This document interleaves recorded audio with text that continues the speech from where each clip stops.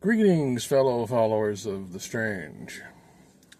This is a bit of an impromptu video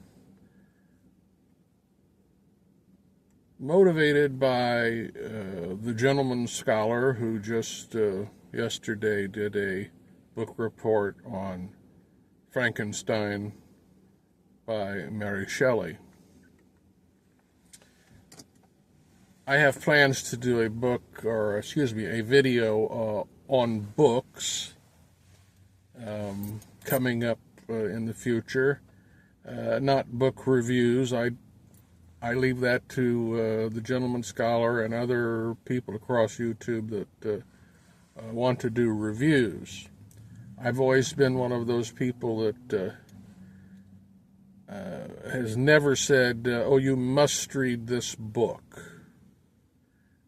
In fact, I despise the fact that schools force feed a specific title into people's curriculum.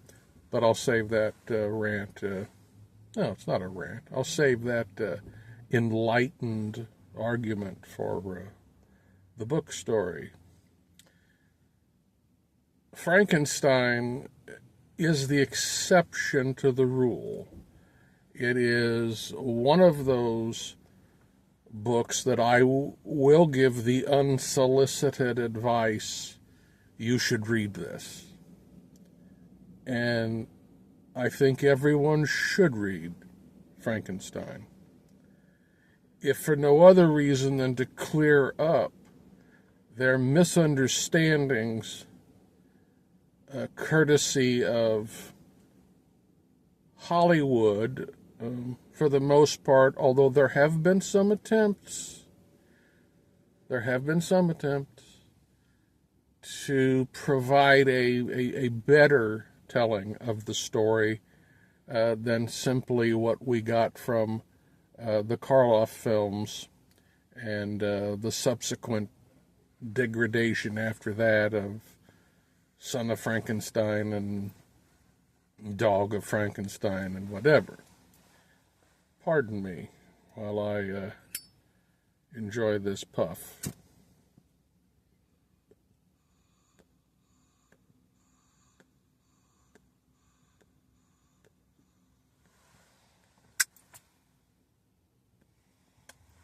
Today's featured smoke is a merchant service LB Billiard. It is their take on a Dunhill LB, and as far as I'm concerned, they knocked it out of the park. It was actually made for the Chicago 2025 Slow Smoke. I wasn't there for that. I don't travel to shows anymore. But I can't say enough good things about this pipe. This pipe is just drilled perfectly. And it's a high-grade vulcanite stem.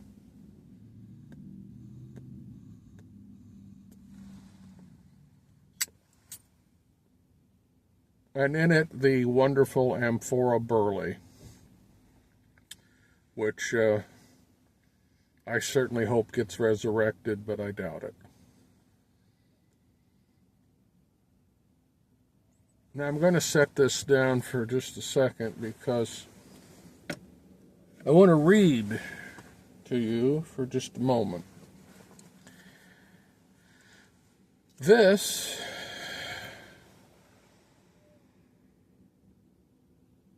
is Frankenstein. It's one of the few pocket-sized books that I use. Hold, please. I have a problem. My apologies. I had a phone call interrupt me. I hate that. I'm in the middle of something important. And this is complete and unabridged in spite of its size. So yes, the lettering is a bit small, but gilded edges, very nice. Now, the gentleman scholar made reference to the fact that you have to work past the language of the day, and once you can get past that. When I read this book, I didn't have to get past the language of the day. Now, I am a language nerd. I admit it. If you can come up with more words to say something simple, I'm probably going to have an absolutely joyous moment in my little heart. But here is the opening of Frankenstein. This is just a preface page that I think is very interesting. I don't know if it's in every single edition, but it's in this one. Frankenstein. Did I request thee, Maker, from my clay to mold me man? Did I solicit thee from darkness to promote me? That's from Paradise Lost, 743-5. Here are the words of Mary Shelley. Here is an excerpt, and I hope you'll forgive me for if I bore thee with mine voice. September 2nd. My beloved sister, I write to you encompassed by peril and ignorant whether I am ever doomed to see again dear England and the dearer friends that inhabit it. I am surrounded by mountains of ice which admit of no escape and threaten every moment to crush my vessel. The brave fellows whom I persuaded to be my companions look towards me for aid, but I have none to bestow. There is something terribly appalling in our situation, yet my courage and hopes do not desert me. Yet it is terrible to reflect that the lives of all these men are endangered through me. If we are lost, my mad schemes are the cause. And what, Margaret, will be the state of your mind? You will not hear of my destruction, and you will anxiously await my return.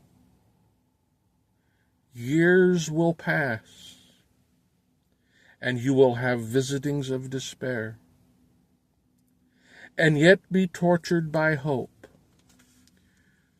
Oh, my beloved sister, the sickening failing of your heartfelt expectations is, in prospect, more terrible to me than my own death. But you have a husband and lovely children. You may be happy. Heaven bless you and make you so. My unfortunate guest regards me with the tenderest compassion. He endeavors to fill me with hope, and talks as if life were a possession which he valued. He reminds me how often the same accidents have happened to other navigators who have attempted this sea. And in spite of myself, he fills me with cheerful auguries. Even the sailors feel the power of the eloquence. When he speaks, they no longer despair. He rouses their energies, And while they hear his voice, they believe these vast mountains of ice are molehills, which will vanish before the resolutions of man.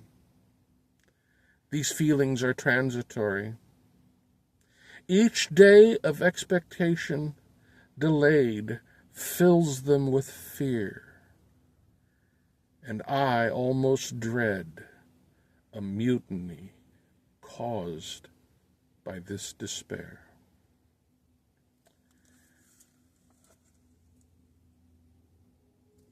That is beautiful, beautiful language.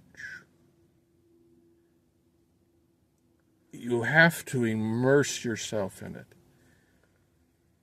You have to let it permeate every fiber of your being. Don't be afraid of language that seems out of place by today's standards, and certainly this is out of today's standards. This was written in 1818. Shakespeare.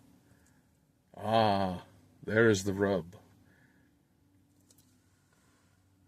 If you let language flow over you, no matter what period it is from, if you simply stop your brain for a moment from going, well, what? Wait, what was that word? What does it mean by today? No. Simply open your brain and heart simultaneously and let the words paint the picture for you. Certainly we have changed our language in modern times. No one says, "Dearest Belle, my heart aches at your absence." No. People say, "I miss you when you're gone," or "miss you." That is the language of today. And we all know that. But there are other ways to say it. Thanks for watching and letting me intrude on your time today. Have a good weekend.